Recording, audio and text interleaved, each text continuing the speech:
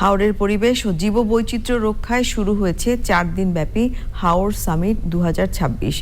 টেকসই হাওর ব্যবস্থাপনা চ্যালেঞ্জ ও আমাদের করণীয় প্রতিপাদ্যে সামিটে হাওর সংরক্ষণে বিভিন্ন সমস্যা ও করণীয় নিয়ে নানা পরামর্শ তুলে ধরেন পরিবেশবিদ, গবেষক ও সংশ্লিষ্টরা। বিস্তারিত আদনান দেলোয়ারের রিপোর্টে। বর্ষায় পানিতে ভরে ওঠা হাওর দেশের গুরুত্বপূর্ণ জলাভূমি ও জীববৈচিত্র্যের আশ্রয়স্থল। তবে অপরিকল্পিত পর্যটন ও বর্জ্যে হুমকির মুখে পড়ছে এর পরিবেশ। হাওরের পরিবেশ রক্ষায় ঢাকার অস্ট্রিচ হারবার ঘাটে এমবি টাঙ্গুয়ার হাওর জাহাজে শুরু হয়েছে 4 দিনের হাওর সামিট 2026। হিউম্যান ওয়েস্ট যেন হাওরে না ফেলা হয়, এটার জন্য আমরা একটা ডাম্পিং স্টেশনের জন্য কথা বলা হয়েছে। খুব শীঘ্রই এটা ইমপ্লিমেন্ট করা হবে।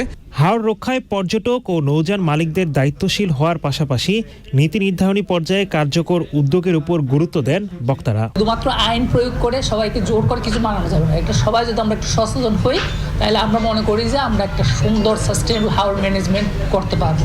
হাওরকে যদি আমরা সংরক্ষণ করতে পারি, তখনই কিন্তু আমাদের ব্যবসা বলি, আমাদের ইকোসিস্টেম সার্ভিস বলি আমরা পাবো। আর যদি আমরা নষ্ট করে ফেলি, যত্রতত্র ব্যবহার করি, তাহলে কিন্তু এই হাওর আর খুঁজে পাবো না। এই হাওরকে বাঁচিয়ে রাখার জন্য, সংরক্ষণ করার জন্য আমাদের সবাইকে একযোগে হাতে হাত মিলিয়ে কাজ করতে হবে এবং একটা স্মার্ট পার্টনারশিপ করতে হবে।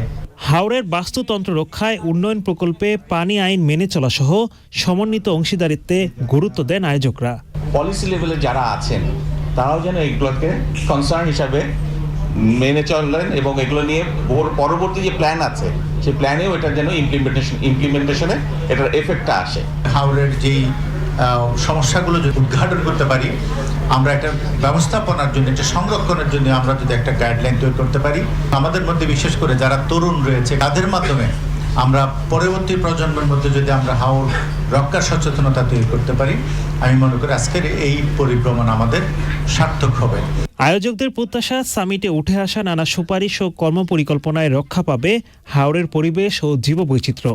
ভবিষ্যৎ প্রজন্মের জন্য নিশ্চিত হবে নিরাপদ জলাধারের বাংলাদেশ। Adnan Delwar, Channel I.